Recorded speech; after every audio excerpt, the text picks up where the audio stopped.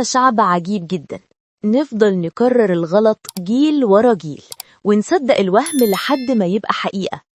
واحدة من الأخطاء اللي بقت عادة عند ناس كتير خصوصا في الأرياف إنهم يقولوا على القاهرة مصر، مع إن القاهرة جزء من مصر مش مصر كلها.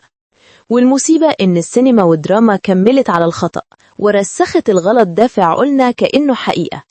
يا جماعة، البلد دي اسمها مصر، من شمالها لجنوبها، من شرقها لغربها. اسكندرية مصر، المنصورة مصر، سوهاج مصر، أسوان مصر، مش القاهرة بس. اللي بيقول أنا نازل مصر وهو ساكن في محافظة تانية، هو في الحقيقة بيهين نفسه قبل ما يهين بلده. يعني إيه؟ يعني حضرتك بتلغي مدينتك أو قريتك أو محافظتك كأنها مش من مصر.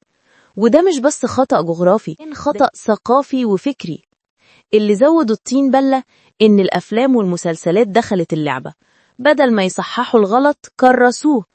كل مشهد فلاح أو قروي بيتكلم لازم يقول أنا رايح مصر والمقصود القاهرة. طب ليه؟ ليه تطلعونا جهلاء قدام العالم؟ ليه تضحكوا على عقول الناس وتثبتوا إن الشعب كله ما يعرفش الفرق بين العاصمة وبين الوطن كله؟ ده إهمال من صناع سينما ودراما. بدل ما يقدموا الوعي ساهموا في نشر الجهل. وده مش تفصيلة صغيرة زي ما ناس ممكن تفتكر، دي كلمة بتخلي أجيال كاملة تكبر على مفهوم مغلوط.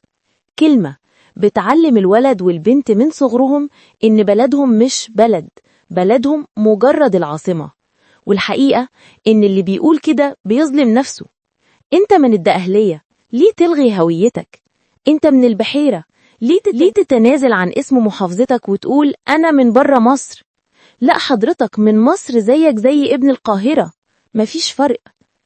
إحنا محتاجين نصحى بقى ونفهم إن اللي بيروج للغلط ده، سواء مواطن عادي أو مسلسل أو فيلم، بيساهم في تضييع الهوية وتشويه الصورة. وفي الآخر، قبل ما تكرر أي كلمة أو عادة من غير ما تفكر، اسأل نفسك دايما، هو مين قال